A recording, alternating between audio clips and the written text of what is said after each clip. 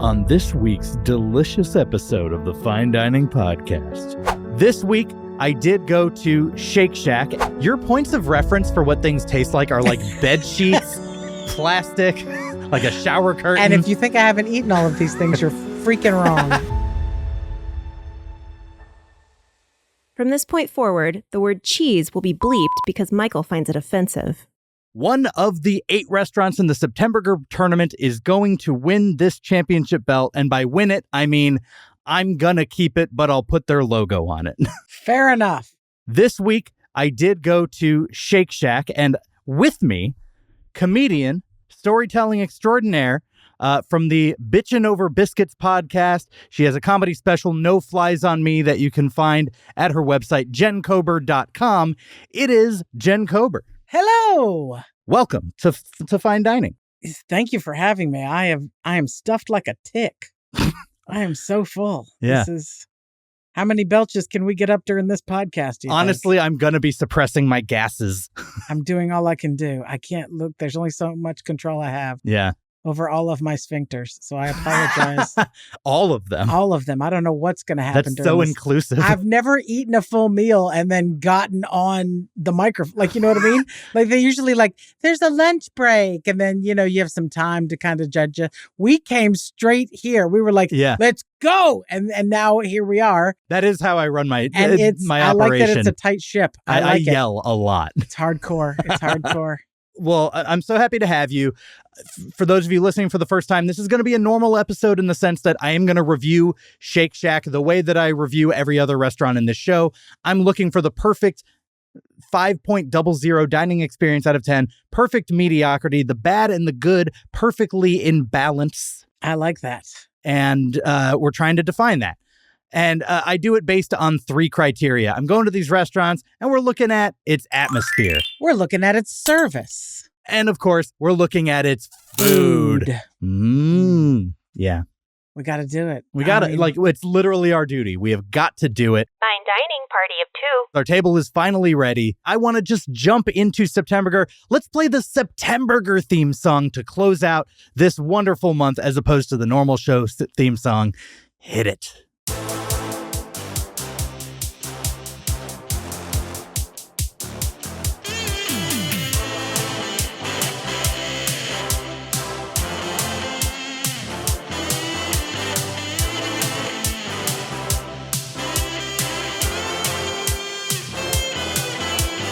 Eight burgers enter, 1 burger leaves. Take a look at the menu, nothing but beef. So fire up that grill and fry up your soul. We're looking for something that's better than mediocre.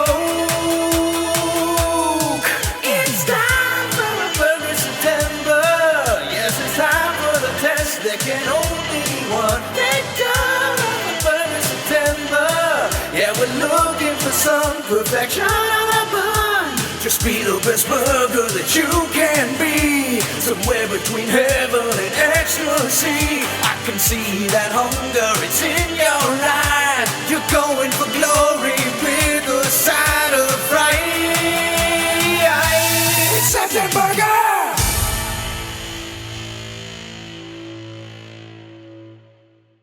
Aloha, everyone. I just want to remind you that even though this is the last match of the first round of Septemburger, you can check out how it all ends, the semifinals and the finals. That's 3 more matchups in Septemburger over on my Patreon for free. Just go to patreon.com/Fine Dining Podcast, and I will post that on September 30th. It will be a free episode for all to enjoy. And we get to see who gets their logo added forever permanently to the side of the Septemburger Championship belt. I hope to see you there. So, Jen, you have some history with Shake Shack of your own, right? You've been to Shake Shack before. Of course. Yes, I have. Me and the Shake Shack is old friends. Yeah? Old friends. Do you have any specific stories or incidents, or is it's just an old reliable? No, it's really good. It's one of those places. My wife has 2 kids, and one of them is gluten-free, has celiac and can't have gluten, and the other one has a dairy allergy. So it's very difficult for us to find places where we can all eat Right. because I love the gluten and the dairy and not really willing to give them up if I don't have to. And Shake Shack is one of the very few places on this earth that has non-contamination in their kitchen. They have like a method of how to do this. And so they can make gluten-free things and dairy-free things for everyone. And then I can get, my drenched fries and my big high in gluten bun. And I'm happy too. So it really is a place we go quite a lot with the kids. And so. I actually do like how when you're ordering, it doesn't just say, I don't want it'll say like dairy-free and gluten-free, like in the menu. Yeah, they ask you about your allergies. Yeah. There's just not a lot of places that do that, especially, we're here in California. We're very lucky. But she and I live down in Baton Rouge when we're with the kids. Yeah. Because they live with their dad in Mississippi. And so to find something in the South that is, they don't even know what gluten-free means. Right. And they're like, dairy allergy? What you mean? Bread will kill you. So what is it? You can't, what can you not have? They don't get it. And so, and there just aren't a lot of places that are accommodating. So it's very lucky to have a chain that is so, it's pretty delicious for chain food. It was pretty good. And so, to also have that, and kids love junk food. Right? Burgers and fries and shakes. Why is it just kids? Well, but just... I love junk food, Jen. We could go to some vegan-y cafe, right? But kids aren't going to like that. Right. It's going to be I'm not gonna salads like and that. things. I'm not going to like it either. I'll do it. To be honest. I'll do it for future me. But for future me. But to ensure that to be able to have one. burgers and fries and hot dogs and chicken nuggets and all of the things, and for everybody to be able to get something is a big deal. So we eat there quite a lot. And then of course they even have a plant-based shake. Oh, I didn't see that, but it's nice. there. Well, that's your history with Shake Shack. Yes. Do you want to hear the history of Shake Shack? I kind of would. Yeah, awesome. Well, we're going to jump into this week's Eat Deets.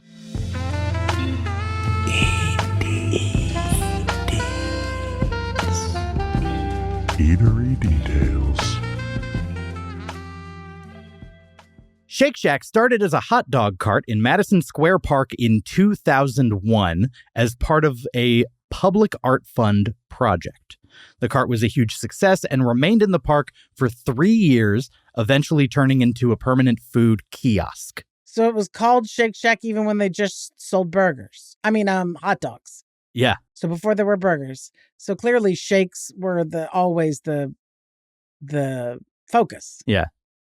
Yeah, I think it's just like this type of cuisine. To have a shake truck, I think, is very, very ambitious, right? Like, especially during like ball season, it's hot. Yeah, let's keep dairy around in the sun. Let's put some ice cream out just in the outside happens. part and see what it does. Maybe if we give them enough hot dogs, they won't notice. Just drunk off of hot dog drunk pig intestine. Yeah. In 2004, Shake Shack's first location opened, expanding its offerings to include burgers and fries while continuing to serve the original hot dogs. And shakes. I feel like why are we not focusing on it's called Shake Shack, not Hot Dog Shack. So what Google told me is that in 2004, when they opened their first store, that's when they added shakes. You're telling me they called it Shake Shack and what they served was hot dogs? What? That doesn't even make sense. Editor's note, it was remarkably hard for me to find a straightforward answer to this, but ultimately what I arrived at is the original cart wasn't named Shake Shack, it was called I Heart Taxi. And they served only hot dogs, so they must have renamed to Shake Shack when they opened the store and added shakes and burgers to the menu. A lot of the stuff I was finding called the original hot dog cart the Shake Shack hot dog cart. Shake Shacks offer unique menu items based on location, such as key lime tart concrete in West Palm Beach, Florida, and the green chili cheddar shack in Colorado Springs. See, those are lovely things. I didn't know what a concrete was either. A concrete being like a blizzard. Yes, like it's a shake or an ice cream that has stuff in it. Stays with you. Yeah, it's got the blocks. Much like concrete, it hardens and sticks around. Very appetizing. Yeah. Very appetizing. But when I saw that, because that's on the sign. Mm-hmm. So the first Shake Shack I ever saw was in Vegas. Mm-hmm. And because it's in a corner building, it says like, shakes, burgers, fries, all the things. And then it says concretes around one of the sides. And I thought, Vegas somebody must have been drunk when they made that sign. They don't have concrete at the Shake Shack. And then you go in and then I got sure told, enough, yes, they your do. life changed. Exactly. For the tastier. Yeah. Shake Shack had some interesting tentative names listed on its first handwritten menu. This included ideas like Frosty Shake. It seems contrived. How about something with the word hot dog in it, you morons? The Madison Mixer. Custard's First Stand. Oh, that's kind of funny. They also considered adding a tuna burger and multiple types of donuts. I am not down with the tuna burger. One of the shake flavors that they had as like a seasonal offering when we went today was like a strawberry donut shake. I have to say that I don't know if you've ever had what I like to call a nut burger, but it is a burger that is on a donut. I can't do them. It's too... I can't do it if you put the frosting on it. But if you just take a donut and sure. warm it up and use that as the bun, it is quite delicious. I can't take you putting the icing on it. I hate the glaze. I hate it makes your hands bad. It's difficult to eat that way for sure. And I can't look at myself for a couple days post. I'll tell you what I did, and this was a pandemic find. I put the donuts in the waffle maker and made waffles out of the donuts and then put the burger on that. Dofels? Yeah, they were real. Or walnuts? I like food with a crevice in it, which is why I like Shake Shack fries. Crinkle, that catches the ketchup. I like foods with a little divot. You want a little hook. waffle, a little something to grab the condiment with. So a little pocket of food goodness. You like I'm looking tactile. For that. You like your food to be tools. Yeah, I like a food that is also a chevron. The name Shake Shack was inspired by the dance finale scene in the movie Grease, where a rockin' shack that's true. is called the Shake Shack. You remember that part? You're the one that I want. You are the one, and they're going back and forth, and the thing that they're on, it says shake down one side and shack down the. I didn't even think of that. Oh, that's true. There you go. Wow. Okay. Now I'm more on board with why it's called the Shake Shack. I thought maybe it was called the Shake Shack because it originated out here and there are earthquakes, right? Little natural disaster. Natural disaster. With your... Oh, look at that! I sounded the alarm. You said the word. But they did originate in New York, not here. Well, you don't know how many fault lines are under New York. They haven't told us true. That yet. Anyway, so you've triggered the secret menu mini game. The keyword for today was disaster. Because, I mean, come on, Shake Shack. I mean, disaster. It makes sense. I'm with it. I'm going to give us a category. We're going to slingshot jokes back and forth. These are play on words that fit within the category. And today it is disastrous restaurants.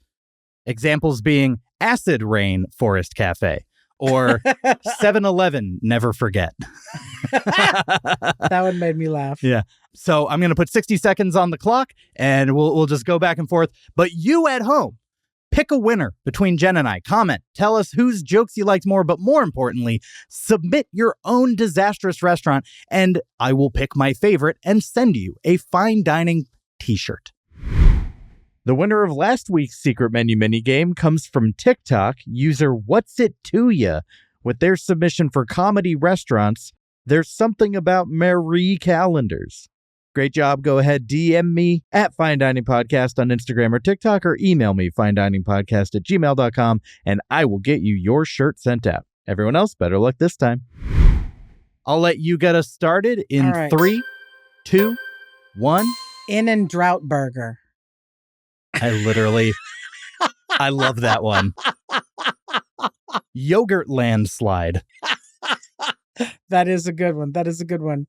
Raising Hurricanes. Oh, okay. There you go. That. Right. Floodruckers. What about Steak and Quake? Ruby Tuesday, September 11th, 2001. What is wrong with you? You are obsessed. Are you denying that it was a disaster? No, it was. Apple Killer Bees. I like that one. I've got Pandemic Donald's. Oh, that's a good one. I did Panda Extinction Express. Waffle House Fire. Oh, that's a good one. Pizza Mudslide Hut. Like a hut. That one you just said a disaster in between the two words. Because I felt like you would need a Pizza Hut to protect Shield yourself from the mudslide. From the mudslide. That was my Jen. Pizza Hut's not protecting you from shit. All right, and that's time. That is the secret menu. Don't forget, comment yours below. I'll pick my favorite one and send you a fine dining t-shirt. Carla Lolly Music, Shake Shack's first general manager. That's just a person's name. Conducted taste tests of Shackburgers and chocolate custard every day through 2004 and 2005.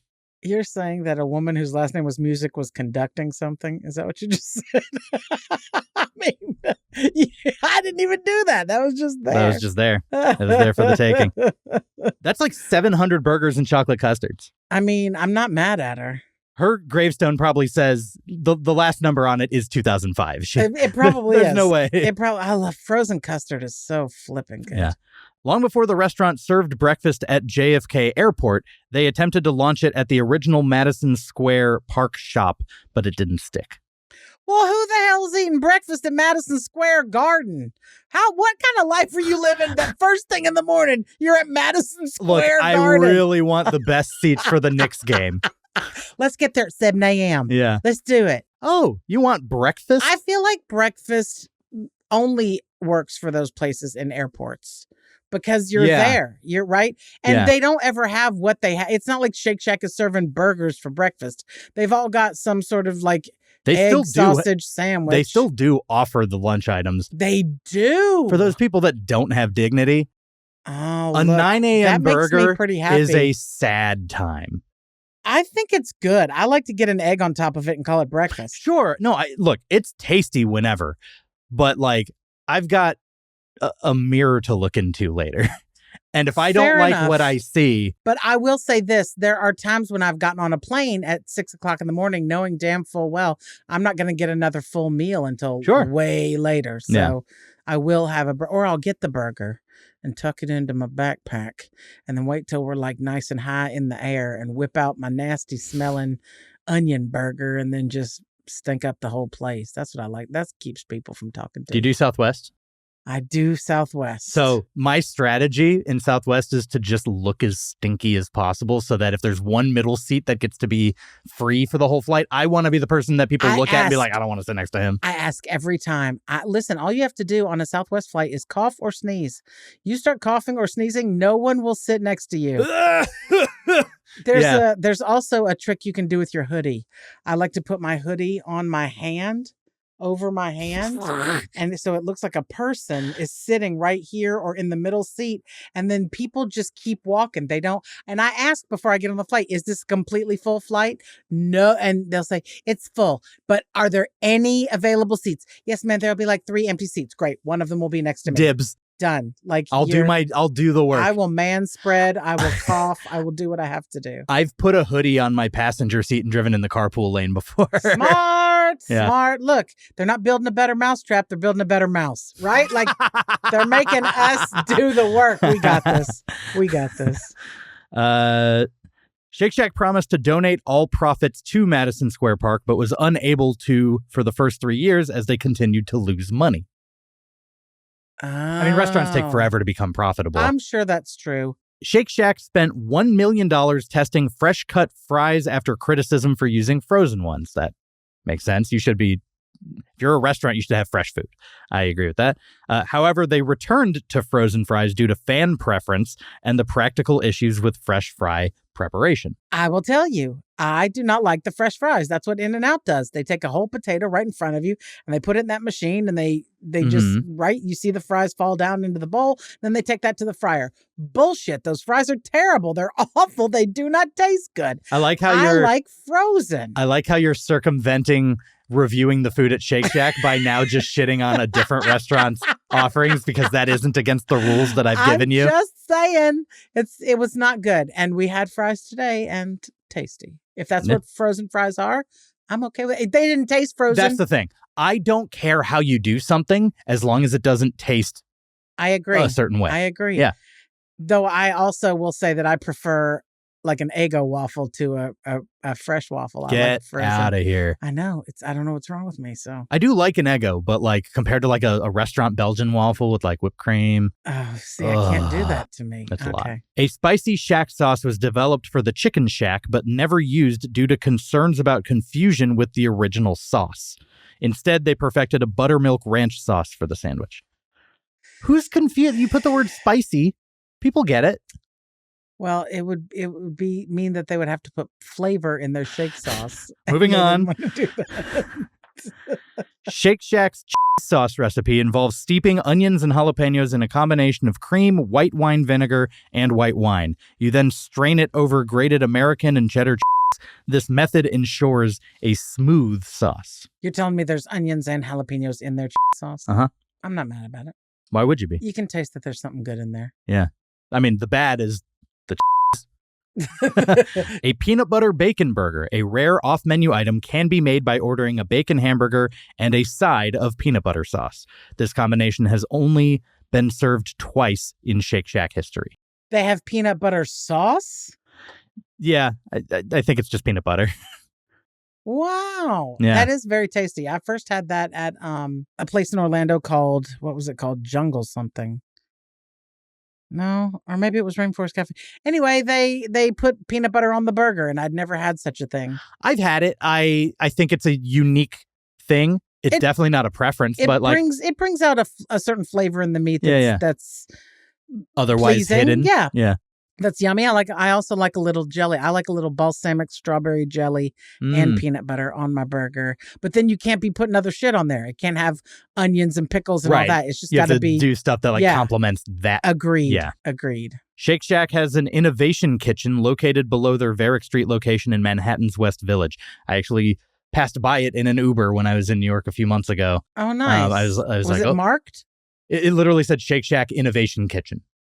Oh, cool. So where you're going to get like all the trial stuff. Yeah. Oh, cool. And the space opened in 2018 to provide enough room for all the big ideas the team wanted to implement. I hate that phrasing. That seems very corporate. It does. But when you're talking about burgers, I mean, look, I'll give you the space you need. Innovate away. I gotta be honest. I am surprised that this started in Manhattan. Yeah. Yeah. You're just not. It's pretty flavorful for something that's. You're not a fan of New York food? Yankee based. Yeah. I mean, it's fine. I think of it as more upscale New York food, even though really it's pizza. Yeah. Or Italian food, which can be upscale. Yeah. But I always think of New York food as maybe a little more cheechy, and this seems pretty basic, but also not mad. Yeah.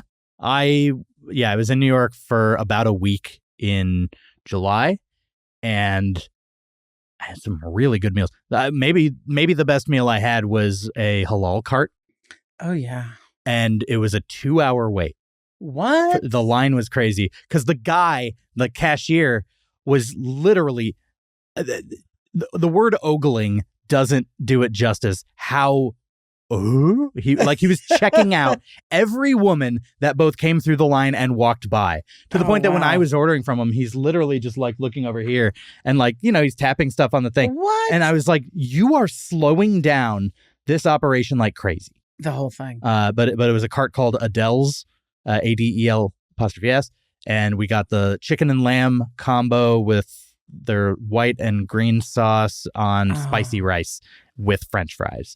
And all of it was just like, I think I would wait 2 hours again. I'd rather they get a different employee so it's processed in 45 minutes. There's a hot dog place in New York that I love called Papaya King. Never heard of it. Where they sell hot dogs and papaya juice, which sound like an insane combination. But somehow they go together. And man, they would have given Shake Shack a run for their money. Really? Yeah. On Maybe that's that why dog. they started with the hot dogs. So the West Village Shack menu is unique and offers the newest items that the culinary team is testing, using guest feedback to decide what will make it to menus across the country. So where's that? This is in New York City, like West Village area. All right. Yeah.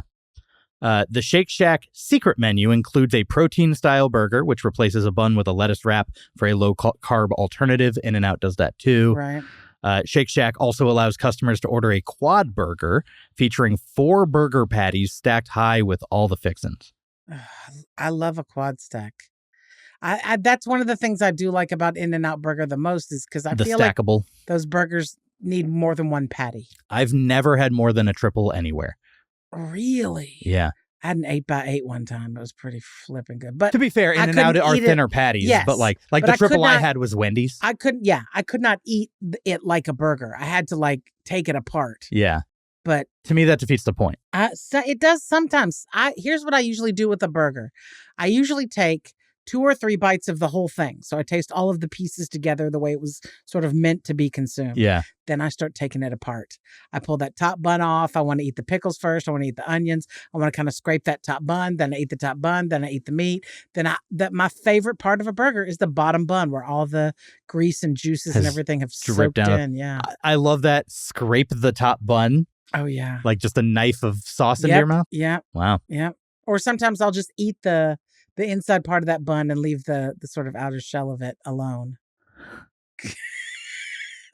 I had one other guest on this show who just ate in a crazy way. He got the chicken bake from Costco. Uh-huh. And have you ever had that? Uh-uh. It's basically like a Hot Pocket type thing, Got it. but he picked apart, like he literally picked at it like a bird the entire time. And it was That's just funny. like the remnants of it was one of the most it looked like a vulture had gotten to it. I do that with pizza too. I eat 1 or 2 slices as a slice. Then I start taking all the toppings off and what is left is a naked pizza.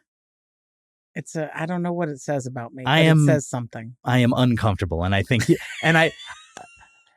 if there is like, if it comes out like, oh, Jen Kober murdered somebody and did she seem normal to you? No, the signs were there.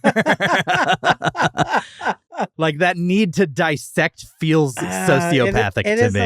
It's a little Hannibal Lecter. I'm not gonna lie. They also offer a dog-friendly menu, including items like the Bag of Bones, the Shackburger dog biscuits, and the Puccini, which is a vanilla custard with dog biscuits. Okay. Now we're in California. Yeah, I will say that there are other places that offer things for the dog. Like Starbucks has this little puppuccino, which is basically just a cup of whipped cream. a cup of whipped cream Yeah. for your dog. And I had my dog on the road with me, and Yeah. I was giving her one of the, like, I'd get Starbucks every morning, and she'd get a puppuccino every morning. Yeah. And if you give a dog whipped cream every morning, they will shit for 6 months. I was going to straight. say the diarrhea is going to It be is insane. 6 months before that dog had a solid poop again. 6 months. I'm not joking. After 2 weeks of puppuccinos, I will never, ever, Yeah. ever do that to a poor dog again. No pun intended, but woof.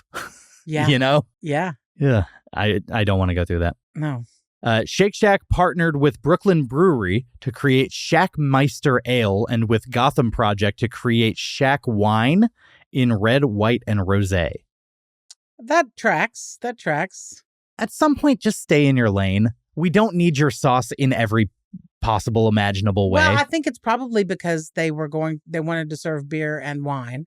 Sure. And so they had to kind of come up with their own brand so that A they thing to weren't- get people in. Yeah, so that they weren't sort of outsourcing that. You know what I mean? Licensing everything. If you make it, you get to keep all the money. Right. You know, I mean, and how hard can it be to make beer and wine, especially if you're partnering up with somebody that's already doing it? Sure.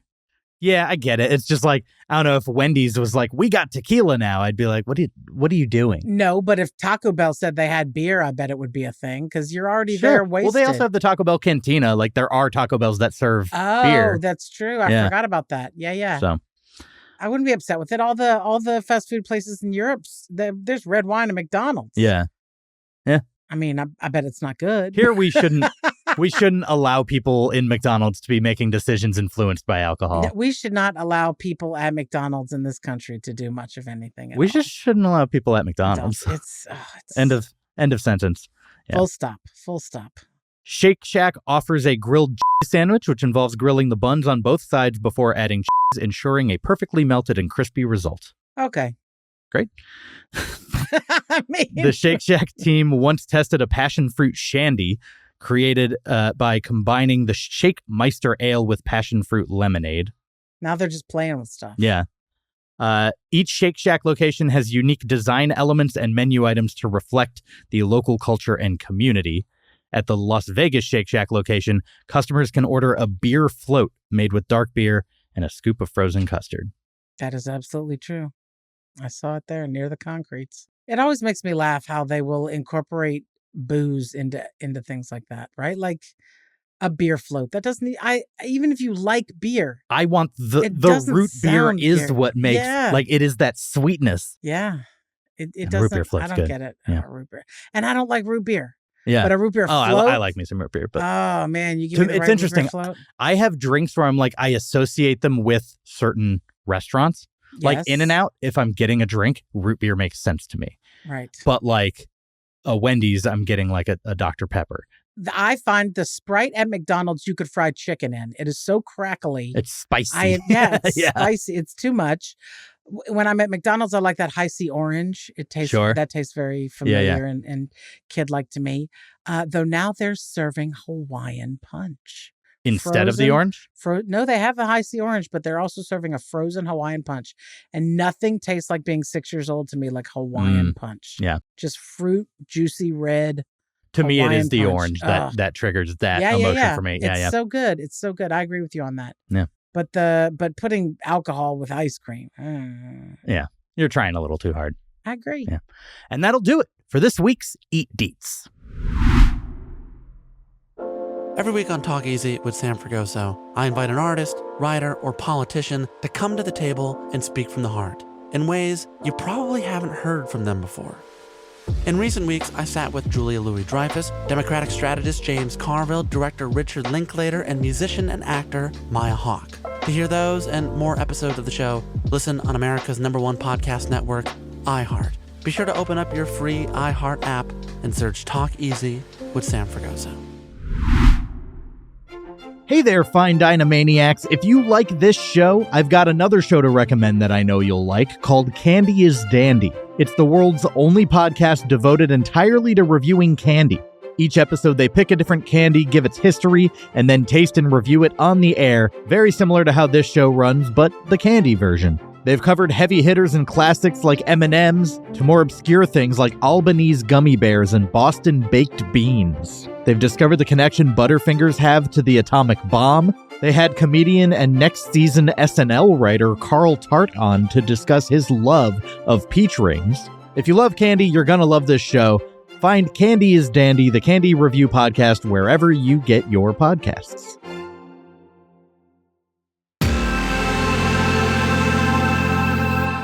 Atmosphere. We went into this restaurant. We did. We can talk about what the environment of a Shake Shack is like. Tell the people at home who's never stepped foot in a Shake Shack, what's the vibe? What's it like? It's a little sterile. It's very clean. It's a lot of clean lines, a lot of metal, a lot of high ceilings. Yeah, it is a lot of like stainless steel. Yeah. There was a wooden wall with like peaceful hanging plants and all that. Succulents. It felt like a Yes. therapist waiting room. It kind of did. Kind of did. High ceilings, right? Some exposed ductwork. You said that phrase in the thing, and I was like, you sound like someone who, at the very least, is friends with a contractor. I watch a lot of HGTV. Okay. And being from Louisiana, my house has been rebuilt from hurricanes like twice. You're like, So I know what I'm tracked talking lighting. It was. There's track lighting. It's all there, and they don't come to your table. They're not really out among you. It's a row of iPads. We're like, Yes. please check in at the doctor. So it's a little bit, to me, that's a little sterile. It's a little what? hands off. I'm not even going to say it's a But I little don't- bit too sterile. I'm going to give it an award. I'm going to give this week's This Is Way Too Much award. Play the song. This is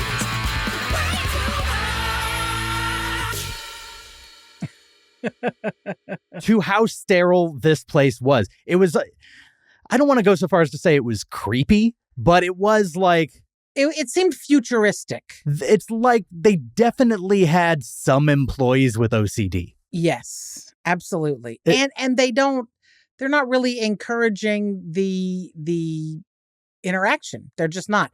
Every question you could possibly ask someone about their order Is on is an on iPad. that iPad. Yeah. And So we'll as get long as into you that just- more you just in put service. in all of your all of your specifics, Yeah. you're going to be fine. And it's just a row of iPads, a place where I guess you could go order in person. Like you literally can order in person. Yes. But it is by the layout discouraged. Yes. Yeah, but just overall, the sterility was way too much. Yeah, so sterile, I think, is a great way to describe it.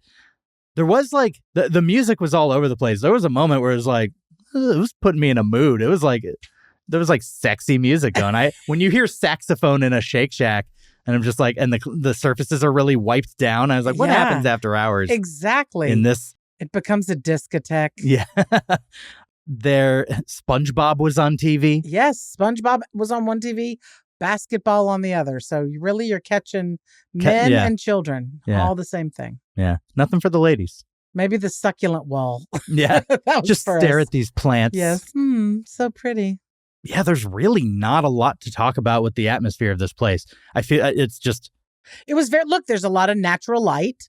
So that's nice. It's pleasant. Yeah. It was very clean. There was sometimes you go into some of these stores and you're like, okay, I can't sit there because they haven't wiped it down. Sure. I can't sit there. Nobody's, they kept up with it. Somebody's clearly busting the tables and wiping things down and whatever. So I appreciate that. And there's like a little separate alcove for getting your condiments, your ketchup, your water, fountain drinks, stuff like that. But I'm not impressed by this layout, but I'm not like, it doesn't bug me at all. It's just kind of like, yeah, sure, this is here. It's what you want in a fast food place. Clean and not loud, not terribly, annoying sound wise. Yes.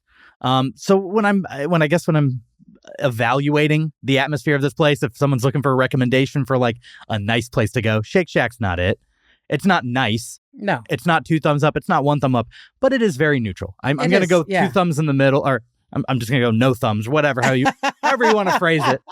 I'm right in the middle on Shake Shack's atmosphere. How about you? Agreed. It is not terrible. It is not great. It is just simply there. It exists. It's the way I feel about Columbus, Ohio. It's not awful. It's not great. It's perfectly fine. You can exist there. Yes, you will get your room at the Hampton Inn and you will eat, a continental breakfast. Yes, and you'll be just fine. Yeah. All right. Yeah. I mean, it was quick, but that's it for the atmosphere. Yes.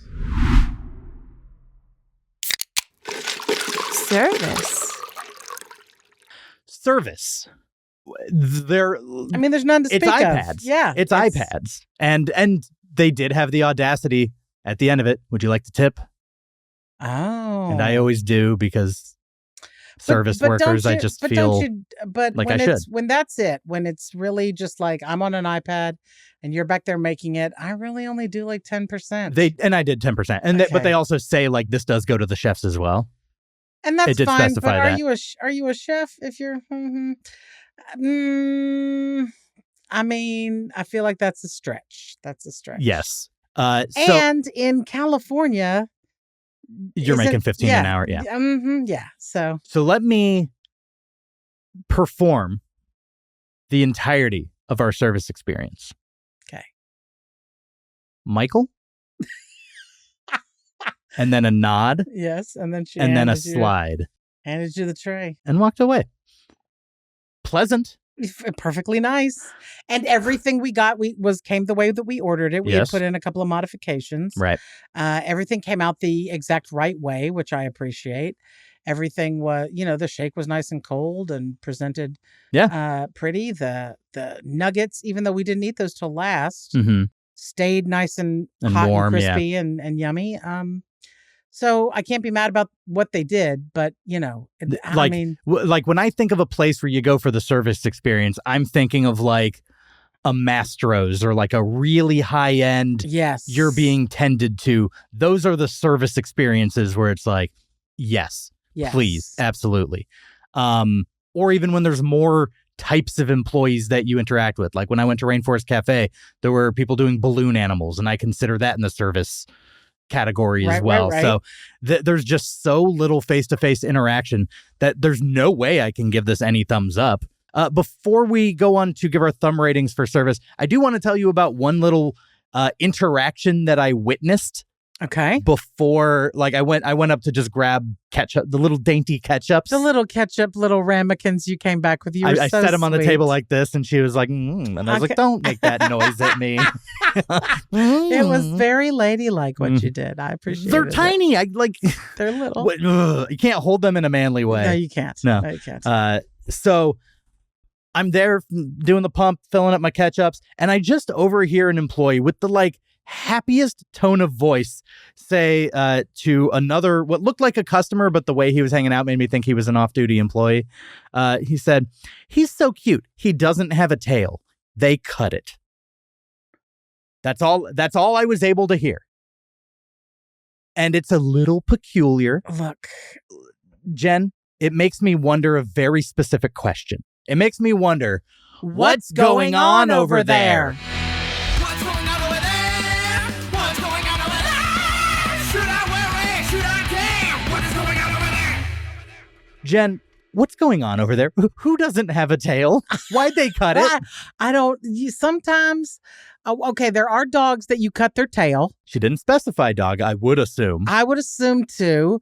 But I mean, the only other thing that I would speak of the tail of is like a lizard or something, because their tails grow back.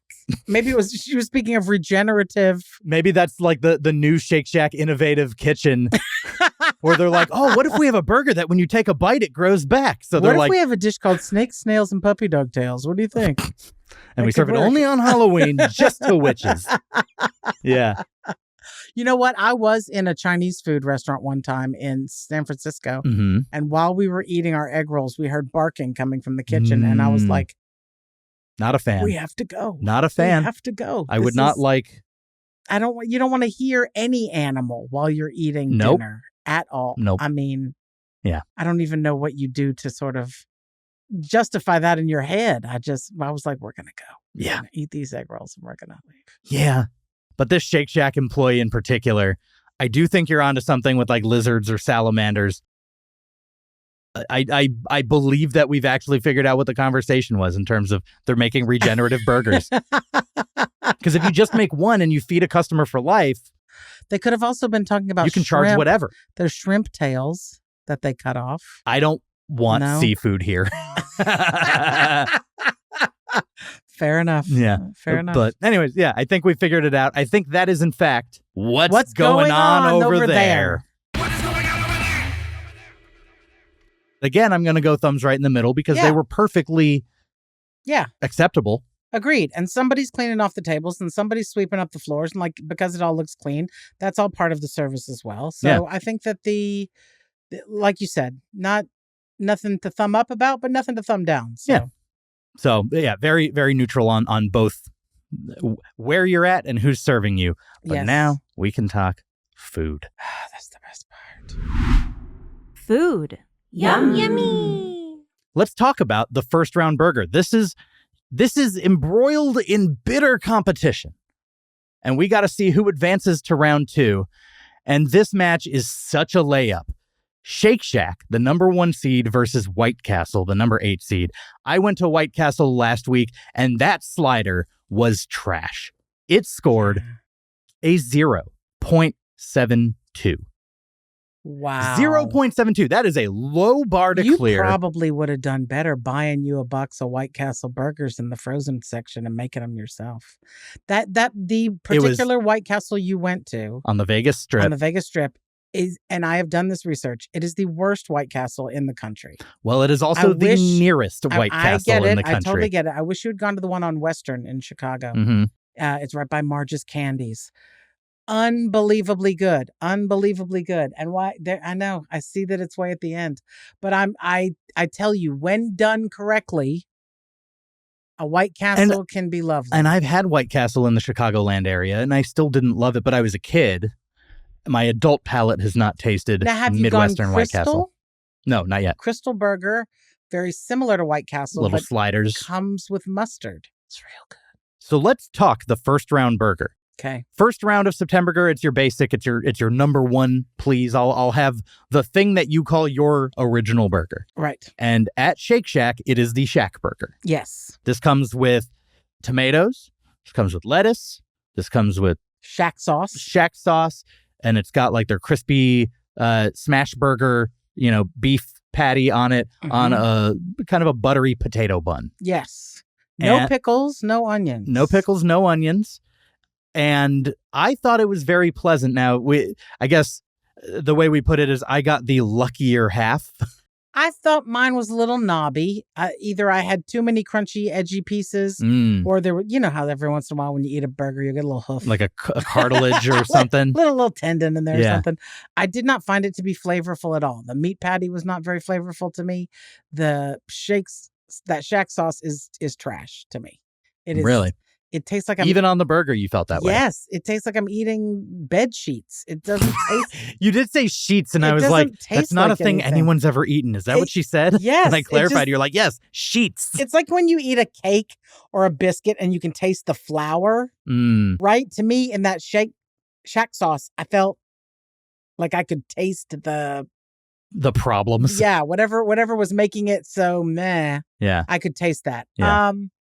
So I didn't find that, and I'm not a lettuce and tomato person, so I took the lettuce and tomato off. I thought so it was really just bun and sauce for me. I'm kind of becoming a tomato person by like immersion therapy almost. Yeah. I used to never get them on sandwiches or burgers or whatever. And now by nature of doing this tournament, I'm like, okay, I will get it other than I'm a no person.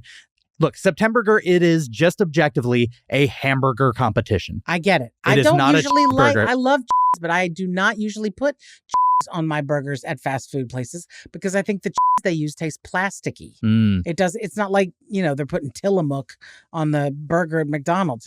It's a piece of plastic. Your points of reference for what things taste like are like bed sheets, plastic, like a shower curtain. And if you think I haven't eaten all of these things, you're freaking wrong. I have this comparison. I know. I have logged this data. Yeah. I've put a lot of shit in my mouth.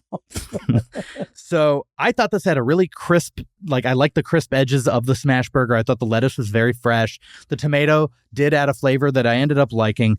So I went 6.84 on this burger. I would say it was decisively good. It's not great, but I thought it was good. Yeah.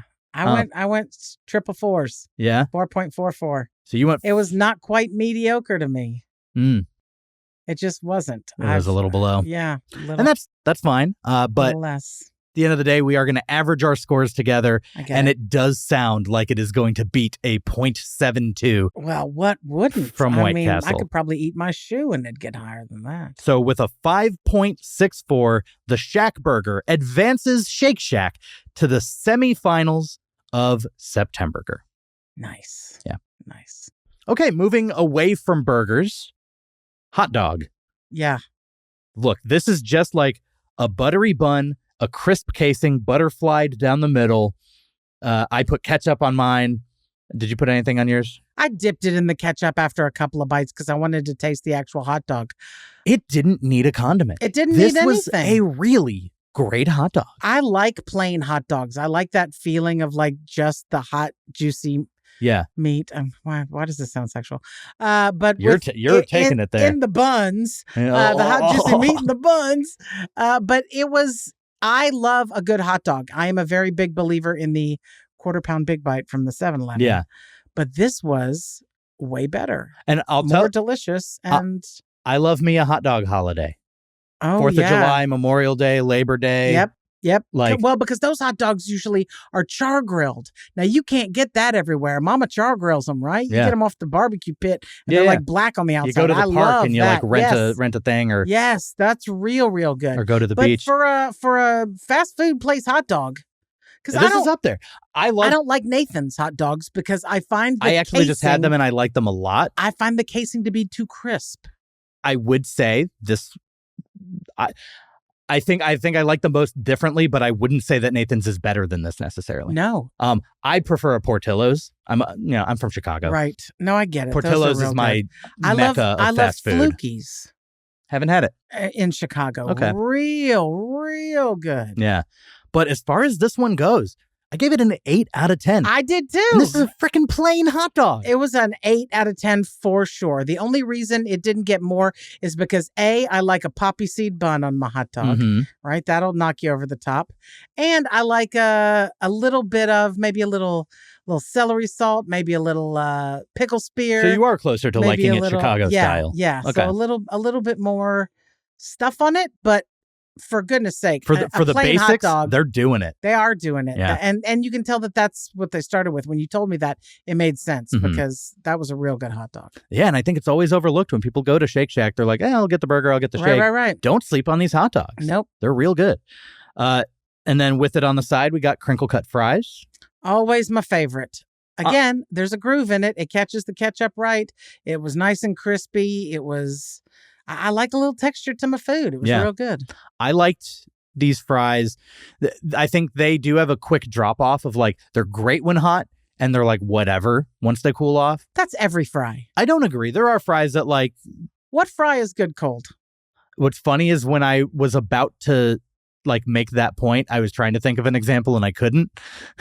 So I do feel checkmated right now. They are like, it's like donuts. The minute they come out of the fryer, they are dying a That I disagree fast with. death. I think donuts, even when, I think in any form, I love a donut. I love it. But if you put it in that microwave for 8 seconds, I've done this research. 9 is too many and 7's not enough. 8 seconds in a microwave, and or in an air fryer too, like a nice 30 seconds in an air fryer, just because of the nature of what it is, and because it usually has some sort of sweet something on it, a glaze or an icing. If you can slightly or a caramelize fruit, that sugar, that's what I'm saying. That's That's where why it's I like my donut a little warmed up. Yeah. But cold donuts are good. Cold fries are not. Yeah. I won't even argue. I won't attempt to argue back because I had no counterpoint. I guess my counterpoint is I'll still eat them. No, and that's a reflection on my lack of self-control. That's a fair thing to say. That's a fair thing to say. And then also on the side, we got chicken bites. Great. Yeah, these were like just like they were very similar to the Chick-fil-A like presentation of nugget. Yes. So fresh. The breading on it so fresh. was delightful. The breading was good, and they were still crispy. They were still crispy, but like the breast felt like quality meat. It felt like meat. I agree. Yeah. I agree. It did not feel processed at all. It did not feel. I'm not saying it wasn't mass produced. I'm not saying it wasn't, but they fooled us. Yeah, it tasted very fresh. Yeah. Yeah. On those, I went 7.8 out of 10. So almost at that 8, but not quite. I just find a chicken bite like that inherently kind of a dry food. Yes, in general. I do wish we had a better sauce because we had Shack sauce to dip. We had the option. I would have gone honey mustard, but I yielded to you. So it was your mistake. We should have honey mustarded it. I thought the Shack sauce was gonna be like Raising Cane sauce because it was the same. It's that same pretty pink color, but they're not similar. Yeah. I would have agreed with you. 7.8. 7.8. Done. All right. And then shakes. I got a cookies and cream shake. You got a chocolate shake. We seem to divert in our opinions on these. Well, when you read the recipe for the thing, it was like, what, 1 scoop of the custard? Sure.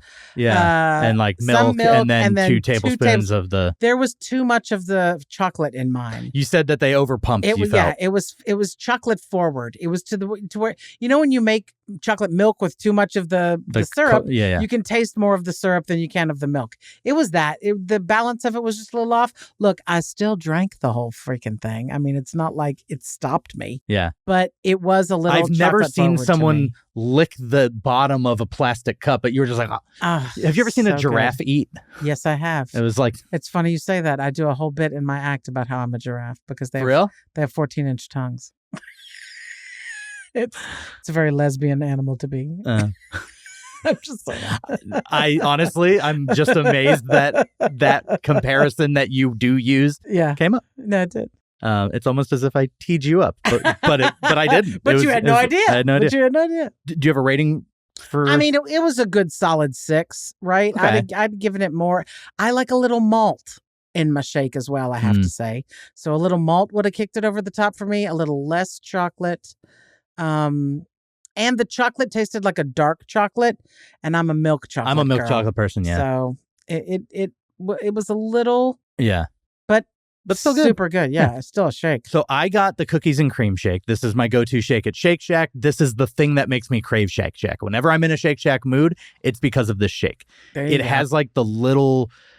I don't know if it's Oreo, but it just occasionally tastes like you get a very small chip of Oreo, and it just is a delight every time. Yes. This is an elite tier fast food milkshake. I agree. I'm going 9.5 out of 10 on their cookies and cream shake. With whipped cream. Wow. So good. I think next time I go, I'm going to try one of the fruity milkshakes. I think they had a peach. I would have They had been a interested in trying the strawberry donut one. Yeah, Just, yeah. It sounded crazy. Agreed. And I do like a shake that's not chocolate or vanilla. Like if you can, right? There's like a salted peppermint caramel shake or a salted caramel or a strawberry or something odd. I do like to taste those out. Yeah. All ice cream is good to me. Yeah, I feel you. Okay, well, overall on the food here, everything was neutral about the other elements, but I am going to go 2 thumbs up on the food at Shake Shack. Absolutely. I mean, the food is why you go to Shake Shack. You're not going for the atmosphere or the service. That service, I just... the way they said Michael when they slid that tray to me. It had just like the right amount of confusion and confidence. It's a delicate dance. Yeah. No, the food was good. So the food was good. So that's all the elements. We got to put all this together into a rating. But before we can do that, we've got a couple steps that we need to take. And the first step is we got to see what other people are saying about this Shake Shack. Okay. We got to bring other voices in. So we're going to head to Yelp and see what other people are saying in this week's Yelp from Strangers. We need a little Yelp, a little Yelp from strangers. A 1-star, 2-star, 3-star, 4 or 5. So get a little Yelp, a little Yelp from strangers. A little Yelp. Give us those complaints while you literally whine and die. Yelp! All right, this is Yelp from Strangers, our segment where we turn to Yelp and read out our favorite 1, 2, 3, 4, and 5-star Yelp reviews of the very restaurant at which we dined. Jen, would you mind if I start us off? Get it going, brother. 1-star review. All right, I am going to start in negativity. This is a 1-star review about Shake Shack from Serenity C from Rio Grande, Middle Township, New Jersey. She has only written 4 Yelp reviews, and this was one of them. April 12th, 2023, 1-star. Went here to use the bathroom, saw a padlock on it, and went up to the security guard hoping to have a friendly encounter. Nothing but dissatisfied because he was the most rude and vile man ever to acquaint with me. Acquaint with me? Acquaint with me, yes.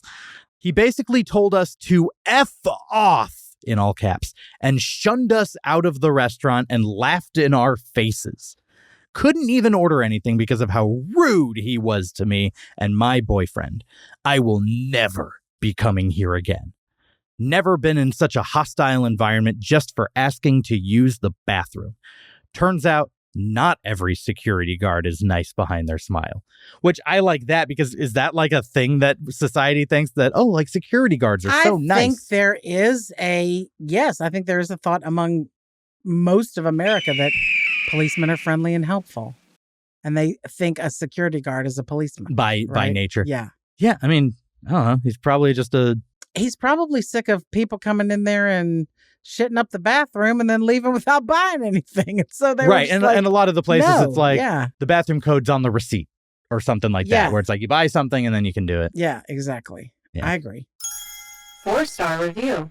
All right. This is from April V of Reno, Nevada. She gives us a 4-star rating on April 28th of 2023. Dessert and a show. I stayed the night in downtown Burbank and wanted something sweet after sitting in the car all day.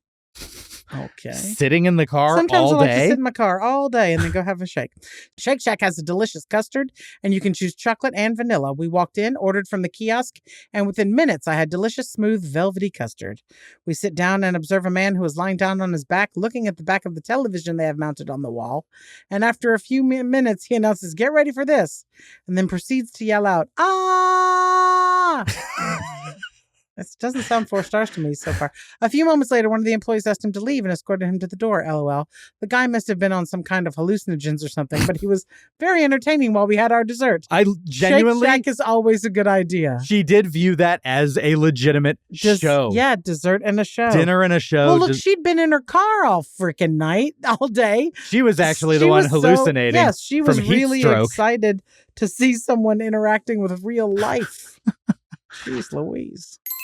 You can go download our full Yelp from Strangers segment at our Patreon. The link for that is in the description of this episode, or you can go to patreon.com/finediningpodcast. And we're now offering a 1-week free trial, so what do you have to lose? Go check it out. People have wild opinions, and we get to read oh so many of them. Thanks. Okay, Jen, before we give our ratings, this is your first time on the Fine Dining Podcast. You have not gone to the 80-ish restaurants that I've been to. My scale is a little bit more calibrated, so I just want to take a second and calibrate you. So we're going to take a little stop at the calibration station. Calibration station, comparing this meal to the best of the worst. Calibration station, chugga, chugga, chugga, chugga, choo, choo. Okay, Jen, so to properly calibrate your scale, I need to know what's as far down and as far up as possible, the 0 and the 10. The best restaurant experience you've ever had, the worst restaurant experience that you've ever had. Just briefly, tell me about what they are. We'll start in negativity so that we can end on a positive note. What's the worst restaurant experience you've ever had that you would call a 0 out of 10? It was a Denny's. That's not the first time that's been someone's answer. It was a Denny's, and the eggs were runny, the bacon was burned, the toast was only toasted on one side and buttered on the other. It was just everything was bad. And I will tell you this, nothing pisses me off worse than paying for bad food. And so when I was like, hey, this is really bad, they were like, we can make it again. And I'm like, you didn't make it right the first time. I'm not real convinced you're going to do it right. right. The second time. Yeah. Now that the restaurant's even busier. I don't want you to just put more of this out. Yes. Yeah. And it also makes me laugh when they say, we're just going to remake it. And they're just back there like picking off whatever the thing you said you didn't want is. Yeah. So it's I never want to send anything back. I feel like that's a mistake. I just want you to take it off my bill. You missed and I just don't want to pay for it. And so that send stuff problems. back if it has on it. Yes. And cheese is a melty thing. You can't just pick that off. So Agreed. Usually they have to remake it. And now, do you tell them you have an allergy? Because saying allergy usually gets them to really pay attention. I sometimes do, but if it's a thing that has butter, they'll be like, "Well, why can you have butter but not?" Like if they think it's a dairy problem, it creates a contradiction. So I just have to tell them. I just say, mind your fucking business. I'll beat your ass. But I mean, I feel whenever, because I don't like tomatoes as a general rule, I find them to be snotty. And so I will say, don't even let the tomatoes look at my plate. Right. And so when you say something that kind of makes it stand out, turn them away. Right. So they can't say that they don't remember you saying no tomatoes because you even made a joke about it. Right. You're like, if there's cheese on this, I will murder your family. And my dad hates cheese. And my mother says to the waiter, when my father orders it without cheese, she says, do not bring it with cheese. If you bring it with cheese, he will send it back. She says that to the waiter in the moment for that. So, and Denny's not known for being great. Attentive. But this was, particularly bad. Gotcha. And then you're 10. I ate at Stephanie Izzard's restaurant called Girl and the Goat. I've heard of this. It was unfreaking believable. I ordered something that was a pig's face. It was like pig cheek and pig snout and it was served over some sort of very creamy polenta something or other. It didn't sound at all appetizing, and it was the best thing I've ever eaten. Really? So delicious. Okay. Unreal. And great service, good vibes. Great service, good vibe. It was in downtown Chicago. It's gorgeous. Yeah. Fantastic place. And I had some kind of crazy dessert there too. I believe it was called a halo. It was like a snow cone component to it. There was an ice cream component to it. All kinds of fresh fruit, little tapioca boba things. Right. It was just amazing. Nice. Nothing I would have ever put together or thought of. Or I had foie gras flavored Dippin' Dots at her place. She did. It's a little much. Yeah, but it was amazing. It was like I think that was the amuse-bouche. It was like the one bite, and it was just so.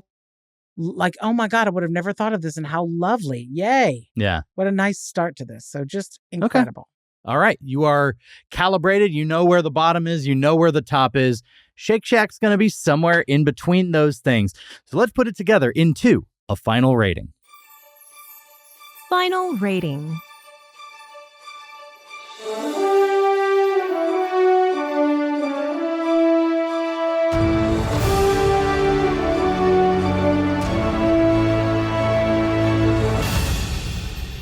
All things considered, it looked like we went the same thumb scores. The atmosphere in the service didn't move the needle one way or another.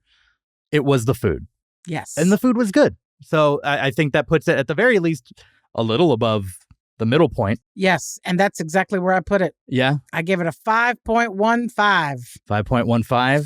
5.15. Just a little bit over. It would have gotten a 5.2 if the air had been a little cooler. It was a little warm in there. Okay.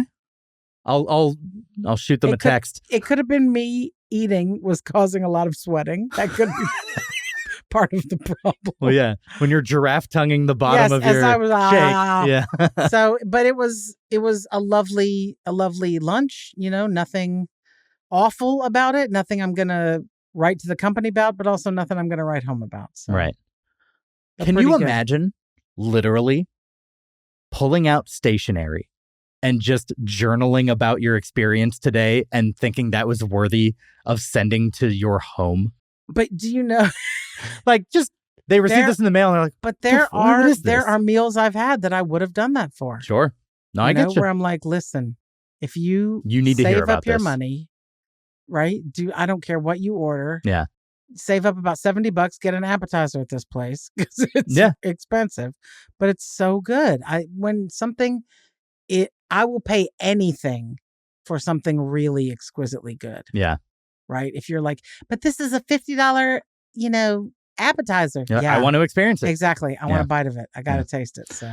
And then my score's a little bit higher. I do think that in the realm of fast food, Shake Shack is among the better options that you can get. Agreed. I like it quite a bit. Of course, the dining experience relative to just the food they serve does leave something to be desired, which does prevent this from getting really high. Like, I have some fast food places that are like 7, 8. Like, really? Yeah. See, I think if you're fast food, to me, you're not going to get above a 6. A good, just by the nature of what you are. Good vibes, like great decor, like Portillo's, they have 20s, 30s, 40s, and 50s themed restaurants. Yes. And so there is a consideration to the decor. The service, you mean like rock and roll McDonald's? Yeah. Or how fun it is that they call the orders out in rhyme or whatever when they're right. Okay. So there's those things where it's even though you're fast food, you're putting effort into the atmosphere, the service, and the food, so you can get a little bit higher up on that scale. Shake Shack does not reach that. I gave it a 6.55, which means that when we put it all together, Shake Shack goes up on the tchotchke of mediocrity at, drum roll, 5.85. Wow, that is very mediocre. That is very mediocre. Bam. Oh, look at that. Look at that. All right. Just below Bubba Gump shrimp. Oh, see, I can't do that. Yeah. It's very hard to eat seafood outside of Louisiana. I get it. But what this all means, Shake Shack, while it goes on the tchotchke of mediocrity, is not the perfect 5.00 out of 10, which means it is definitively, by being higher than that, better than mediocre. Better than mediocre. It's better than a Cracker Barrel.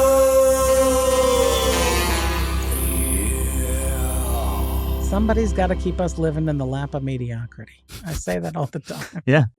Yeah. These restaurants, I would prefer to say that they keep us suckling at the teat of mediocrity. There you go. That just feels more nurturing, but also kind of accurate. I am never going to be upset by suckling at teeth. That will not be me. You and me both. So what this means is I didn't find the perfect middle, so I got to keep looking. And now that Septemburger is over, I get to do a restaurant next week that is not a part of Septemburger. Oh, wow. So I'm going to go to the You Must Bowl. The You Must Bowl is a bowl of restaurants that I draw from, and it'll tell me where I must go next week. All right, let's go. Are you ready for this? Get deep in there. Get in there. So next week, I will be going to Well, all right. I guess Septemburger is not over. I'm going to go to the first entrant into Septemburger 2025. I'm going all the way to North Carolina and hitting up Cookout. Oh, wow. I've heard of that. Awesome. Well, Jen, thanks so much for coming out to eat with me, for coming on the podcast, Thank you for having me. for doing all the things. Is there anything you want to plug? I hope people will check out my comedy special, No Flies on Me. It is available at my website, jencobra.com. You can watch it in its entirety for free and see when I am heading to a venue near you this year. And you can follow me on Instagram and TikTok at Fine Dining Podcast. You're just at Jen Kober, right? At Jen Kober, you can find all of the things, jencobra.com. There's a link to everything you could want to know about me. Perfect. And Septemburger is about to end, so make sure you head on over to my Patreon. It is free for the month of September. And on the 30th, you can hear the finals episode, hear the semifinals, hear the finals, hear who wins the Septemburger Championship belt. And if your bracket was correct, email me. You'll be put into that drawing for $500. Wow. $500 just for listening to a few episodes of a fun of a fun food podcast. I love that. That's all you got to do. Super fun. We didn't find the most mediocre restaurant in America. The search does, in fact, continue. We'll see you next week. Have a fine day. Search continues.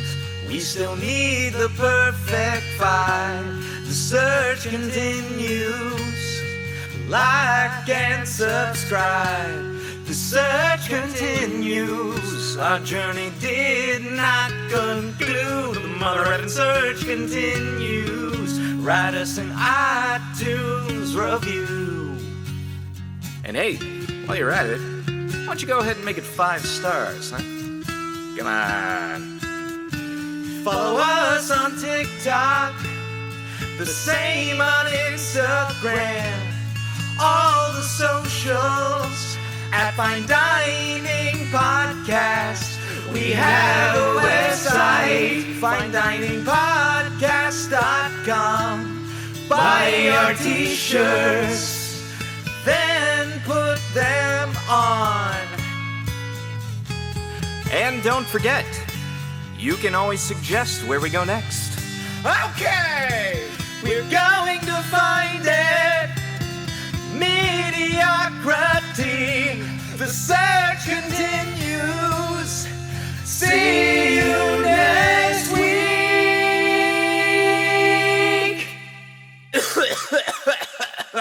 Hurt my throat a little. Have a fine day.